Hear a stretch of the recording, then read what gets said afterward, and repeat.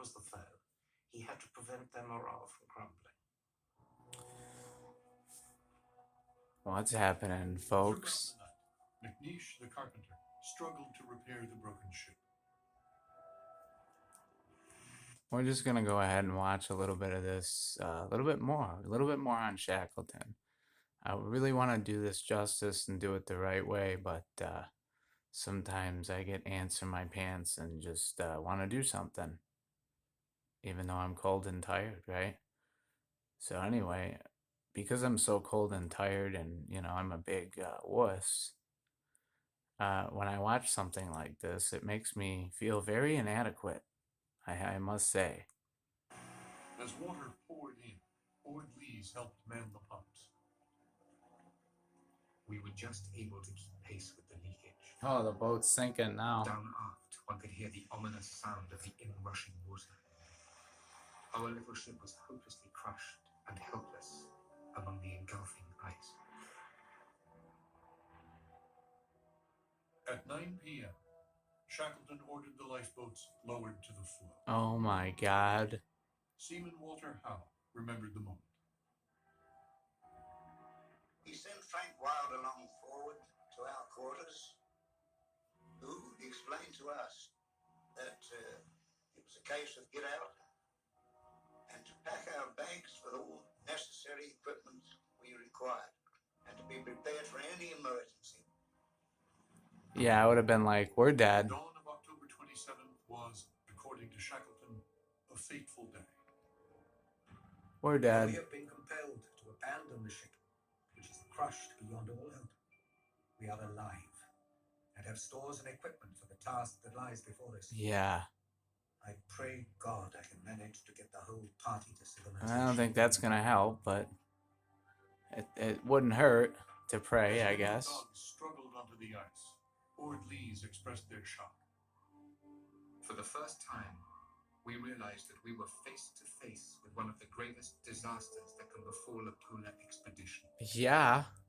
For the first time, it came home to us that we were wrecked. Damn right you're wrecked. You've got to remember that a sailor is a sailor, and that's his ship, his home. And once he's off that ship, he's at a loss. So once the ship had gone, my grandfather, I know, felt not at ease on the ice. Macklin wrote, Who would feel at ease on the ice? But as always with him, what had happened had to happen. Yeah, he never got mad, Without Shackleton. emotion, melodrama, or excitement, he said. Ship and stores have gone. So now we'll go home. Now we'll go home. Extricating yourself from defeat Oh yeah. is a strain that has broken many a man. And it's broken me. Not break Shackleton. He simply adapted to the new situation.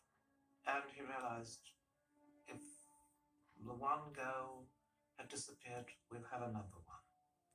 And so, if I can't cross the continent, I'm going to bring all my men back alive.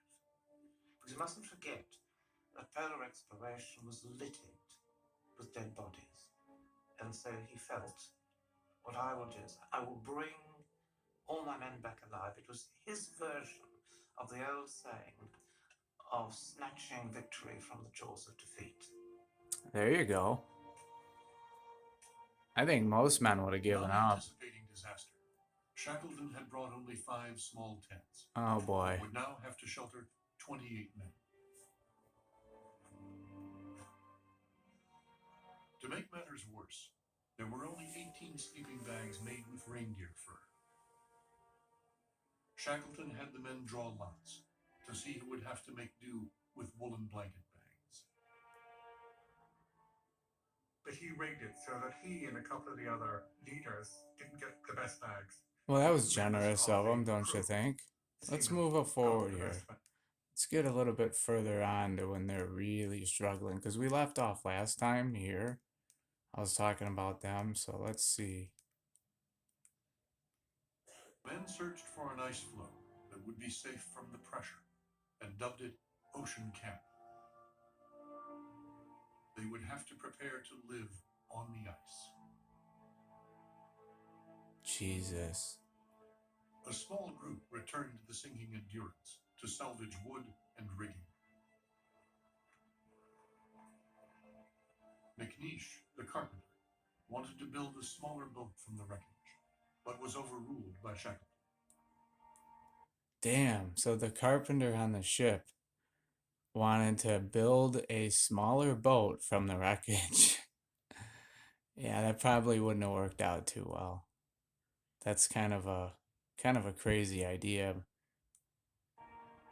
I mean, to be able to build a boat that would be seaworthy, yeah, I don't know about that. Frank Hurley proposed sawing through the deck to salvage stores from the flooded hold. It was risky work, but Shackleton agreed. Then Hurley risked his life to rescue his treasured Nickels.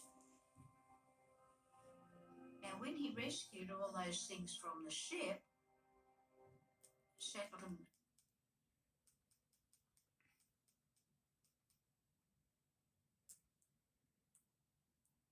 boats and the sledges. Well, Chippy was ill. He was raged with piles, and the man was in agony. Okay, so yeah, now right here they're talking about Shackleton wanted to try again to pull the sledges, the boats, the lifeboats, which weighed over a ton apiece. Imagine dragging that over, really jagged ice, and it wouldn't work. And the funny thing is most of the time they'd maybe get a mile ahead a day, pulling the boats. And when they would check their sun sights to see where they were, the ocean currents of the ice would have brought them back 5 miles. So basically, they accomplished -4 miles. Desperate conditions. The surface would not stand the driver's weight, and running beside the sledge was terribly hard work. But the dog drivers went ahead, carrying picks and shovels, and making the road so that the boats could be brought steadily forward. Oh my When they were God. pulling the boats and the sledges, well, Chippy was ill. He was raged with piles, and the man was in agony. The whole lot of them were in agony. To McNeish, the carpenter, the inhumane march seemed an extraordinary expenditure of effort for little gain. Demoralized and exhausted, he was losing faith that Shackleton knew how to save them. Suddenly, he refused to obey orders or march any farther. And he pleaded that since they had lost the ship, the Endurance, no longer did ship's articles and discipline apply. No, he's on the causing- others. Shackleton rightly It's gonna cause a mutiny now because he doesn't want to pull the boats, which I really don't blame the guy. But when you're in these kind of situations, you have to follow orders, or you could be shot, and it would be justified. The killing would definitely be justified for not following orders. That could save people. that the discipline went on, regardless of whether the Endurance was lost or not. Chippy was a man who didn't like to be told what to do. If Chippy didn't like it, Chippy would tell you. This is the kind of man he was. I mean, authority meant nothing to him. And Shackleton had to quash this immediately because there was a hidden danger here that the carpenter was voicing the opinions of 2 or 3 other members of the crew, and more for all we know. And no leader, particularly on the edge of survival, can tolerate the least threat to his authority.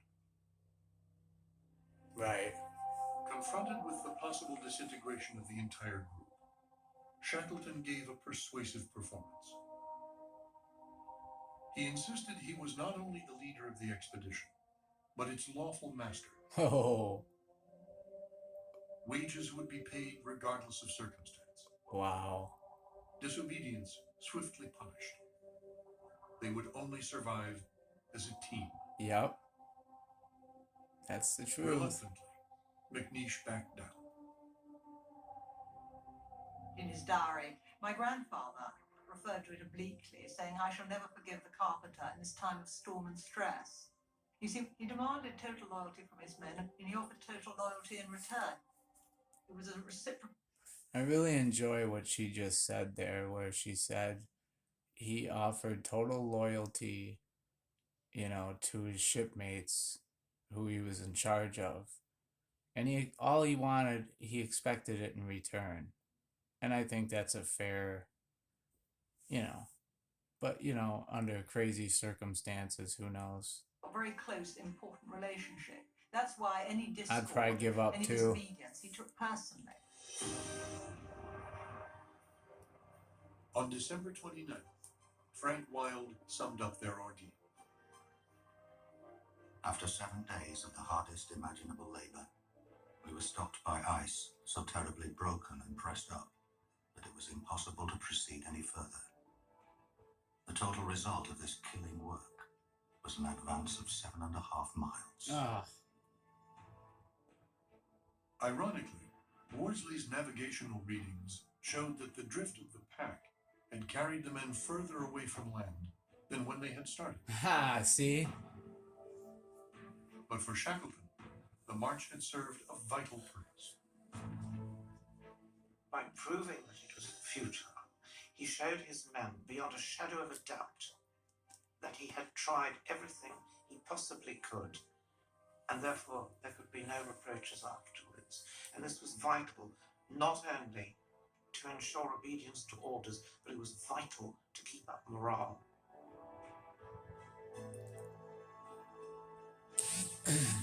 So just imagine, whether you live in a regular size home or a box or a mansion, it's still better than living out on the ice, living on a frozen ocean.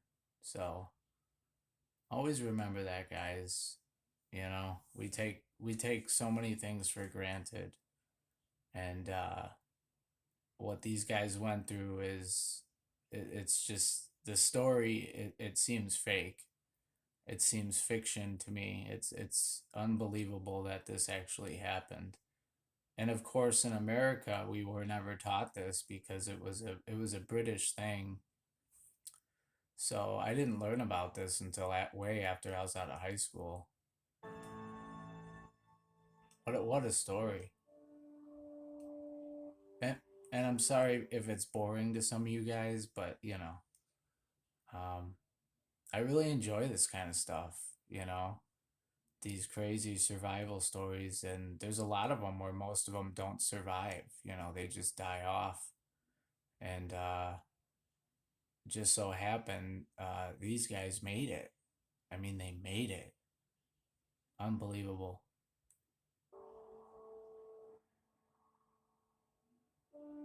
On New Year's Eve, Hurley captured the regret that hung over the cluster of tents, named Patience Camp. Our present position, one cannot altogether regard as sweet. Alright, so I'm going to skip ahead to the mountain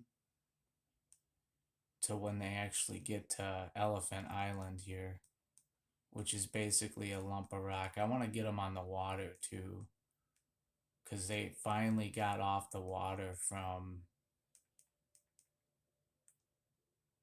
In a risky bid for Elephant Island. Yeah, so here's their plan. To retreat to the possible shelter of the peninsula, or defy the currents in a risky bid for Elephant Island.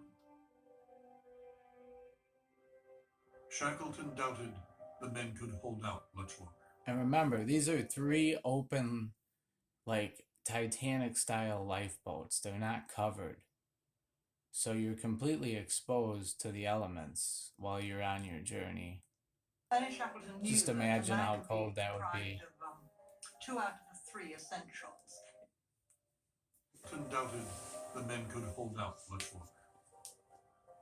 Ernest Shackleton knew that a man can be deprived of 2 out of the 3 essentials. The essentials being food, water, and sleep, but not all. Well, for Lauren Armstrong, sex would have to be thrown in there, wouldn't it? After that, he will not last very long. Shackleton thought, Most of the men were now looking seriously worn and strained. Their lips were cracked, and their eyes and eyelids showed red in their salt-encrusted faces. I decided to run for Elephant Island.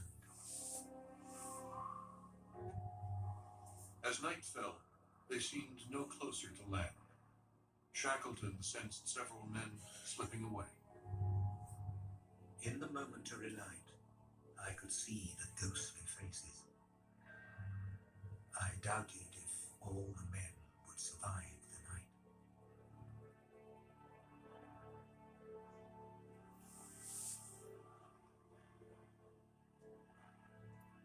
At dawn, Frank Wilde saw that the men were alive, but their will to fight the seas was foundering. Starting to give up. At least half the party were insane. Fortunately not violent, simply helpless and hopeless. In the endless vista of sea and ice, Shackleton strained for a glimpse of land, when suddenly, in the distance, Uh-oh.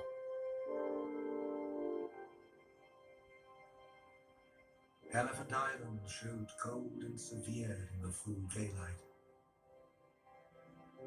But at least it's land or solid Worsley ground. had been sleepless at the helm for over 80 hours. 80 hours. This Now he steered the little fleet resolutely toward the mist. This dude was literally navigating with the tiller in his hand for nearly 80 hours. 80 hours without sleep. Or with very little sleep. Island. That's dedication. That's hardcore. Finally, on the 7th day at sea, the three boats plunged into the surging waters of the island. Worsley searched the coast for a safe landing place. All this time, we were coasting along beneath towering rocky cliffs and sheer glacier faces, which offered not the slightest possibility of a landing anywhere. At 9:30 a.m., we spied a narrow rocky beach at the base of some very high crags and cliffs and made for it. Isn't it Cape's Cove? Shackleton urged them on as the boats were swept into shore. Then, the men set foot on land for the first time in 16 months. Holy shit. Hurley captured the long-awaited moment. Could you imagine living on ice for that long? Oh my God. With his pocket camera.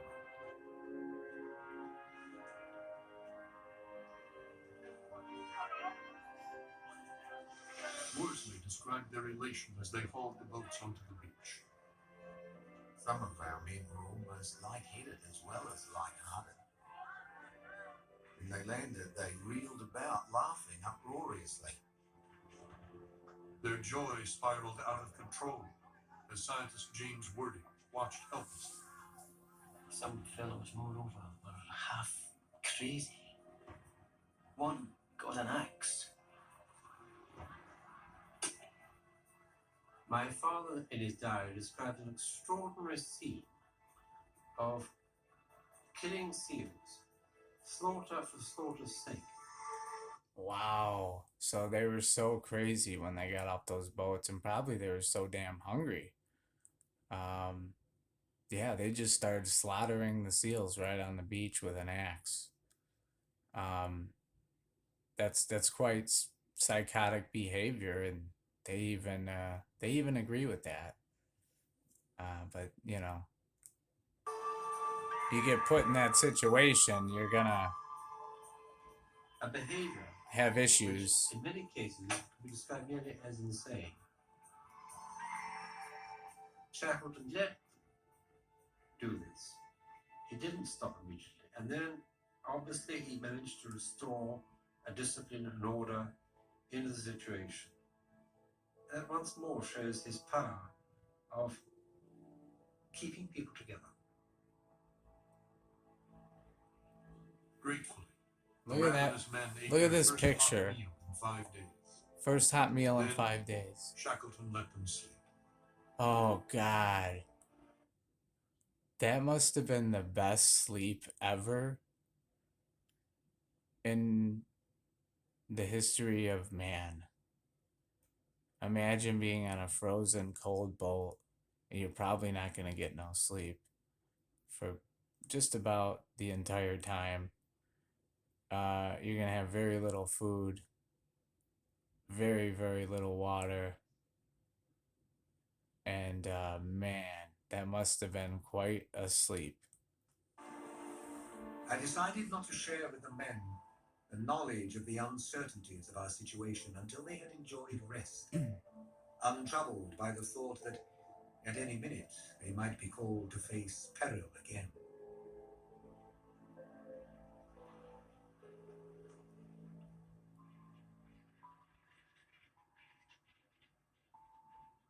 Now, when Shackleton and his men landed on Elephant Island, they'd come to another crisis. Shackleton had saved his men in the sense he'd got them all alive out of the ice and onto terra firma. But now, how to get back to civilization? There was no chance of any search being made for us on Elephant Island. Privation and exposure had left their mark on the party, and the health and mental condition of several men were causing me serious anxiety. A boat journey in search of relief was necessary. That conclusion was forced upon me.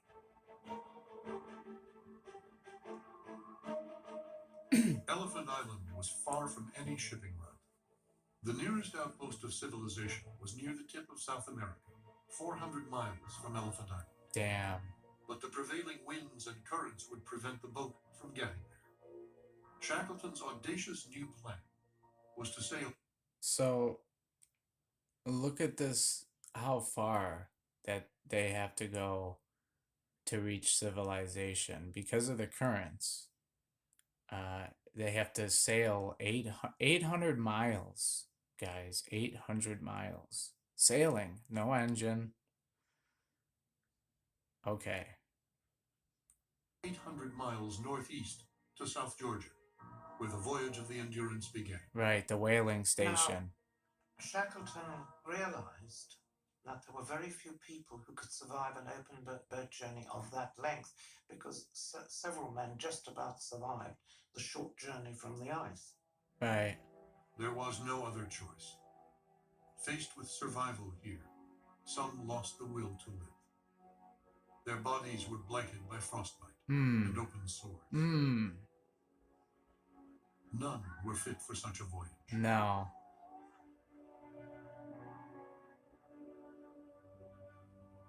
All hands knew that the perils of the proposed journey were extreme.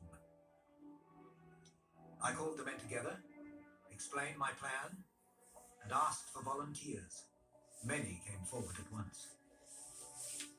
Captain Frank Worsley, who had cut his teeth navigating small boats in storm-tossed waters. Yeah, this guy's the genius. So Second is this Officer guy. Tom Crean, a tough veteran of 2 polar expeditions.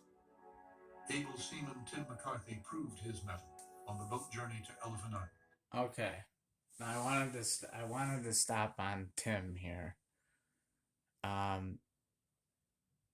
At this point, he's probably about 26 years old, I would say. And he goes through all of this hell, all of this suffering with a smile on his face. And then he comes back home and joins the military effort and dies 2 months later in the trenches of World War I at 28 years old. Or wait. Yeah, he would have been 27, 28 years old. I mean, what a life. What a life. I mean, the courage of these guys is just, it's crazy. The risks that they take. Very extreme risks.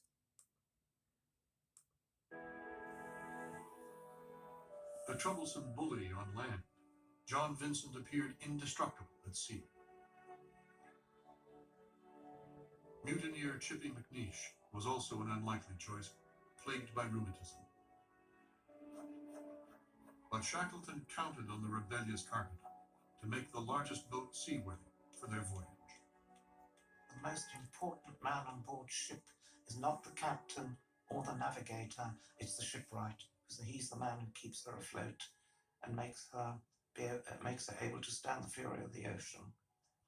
He was one of the very few people alive, probably, who could have prepared her for the strains and buffeting of an oceanic voyage. With ingenuity and scavenged parts, McNeish raised her sides, covered her with a canvas deck, and filled the seams with Marston's oil paint. So now he's getting the boat ready. And here they go. They're launching now. They couldn't have thought they had much chance No. in doing it. But what else? They probably had a 10% chance, maybe 8%. 8% chance of making this journey. I mean, come on. They're in a 23-foot lifeboat, partially covered, ballasted with rocks. So any sleep they got were on ballast rocks. So it was just, I don't know how they did it. They had to do it. They had to go, they had to try. Yep, they had no choice. Shackleton left behind a farewell letter. In the event of my not surviving the boat journey, you can convey my love to my people and say, I tried my best. Yeah, for real, you did. The crew raised sail, hoping that fair weather and brisk winds would carry the Caird to South Georgia. It was the navigational equivalent of finding a needle in a haystack. Worsley manned the first watch with Shackleton. We held her north by the scars. While I steered, Shackleton's arm thrown over my shoulder, we discussed plans and yarned in low tones. But weather in these latitudes is notoriously unstable. The days following brought the freezing gales that Shackleton had driven. Oh my God.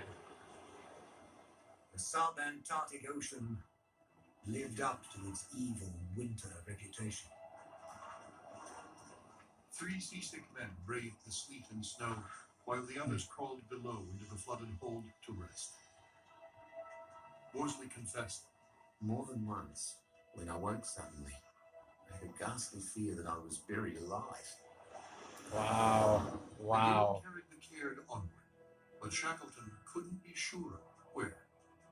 Although Shackleton was the leader, the man upon whom the technical feasibility of the voyage depended was Worsley, because Worsley was the navigator, and if you're sailing 800 miles over the open sea, it's navigation that gets you somewhere. Yep. As Worsley estimated, They didn't have GPS and satellite phones and all the shit we have today back in 1915. So, yeah. They had a sextant and a pen and a piece of paper. gales propelled the Caird as much as 50 miles each day. But unless he could determine their latitude and longitude with the aid of the sextant, they could be sailing hundreds of miles off course. It's cold, and he's going to really try.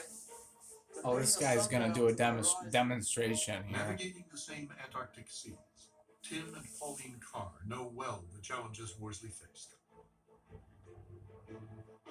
The shrouded sun made it virtually impossible to take an accurate reading. Captain Frankie Worsley's got his sextant, and he's trying to do his dead reckoning, take his sights. Okay, so we know he's trying to see the sun and match up where they're going. Look at this. The frail lifeboat was never meant to weather such a voyage. Oh my God.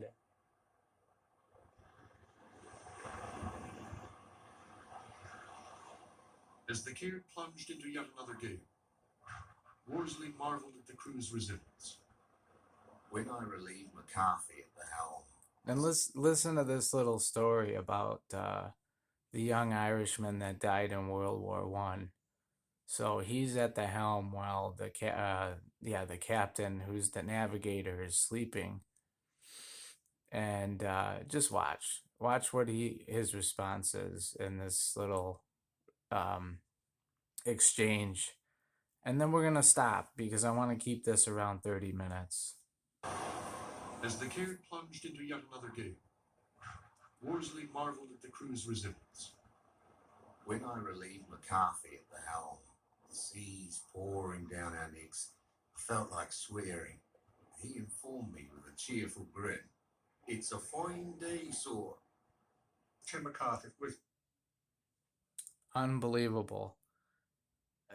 Going through all that suffering and hard times, this guy still had a smile on his face and was still positive. And you would listen. wonderfully optimistic and was a key member. Shackleton wrote about how important a person he was in that boat journey. He didn't have skills as a navigator, but he kept their spirits up. Shackleton shared a special bond with Officer Tom Crean. They were pals as well as workmates. And I suppose they were a good team. They clicked, in other words, the two of them. Shackleton would later recall, One of the memories that comes to me from those days is of Queen. So, all right, guys, I'm gonna end it there for now and pick up where we left off. I don't know, tomorrow. If not, by the weekend. I'm having a really busy week with work, so I'm gonna try to crank these out as much as possible. But hopefully, you guys enjoy it. I tried not to speak too much, but this is kind of more of a serious thing, video-wise. It's definitely the opposite of Lorne. So, but I just wanted to see, what you guys thought about it. If you don't like it, that's okay. Not everybody does, but I like watching this kind of stuff when I'm feeling down or like, my life isn't good or anything like that. If once I watch this, it makes me realize really how truly lucky I am and how most of us are, that we take, just water and food for granted. And, these guys are on the edge of survival and they're still making it happen and they're still being positive and never giving up. Never giving up is just the moral of the story. After all the failures they had, they never gave up. So anyways, guys, I can't ever thank you guys enough for following me and everything. So I hope all of you are safe and doing well. And I will upload some more of these or maybe some other stuff very soon. I know it's kind of, a cheap setup, but it works. You can hear me, I'm sure. So, anyways, guys, I will see you on the flip side. Over and out.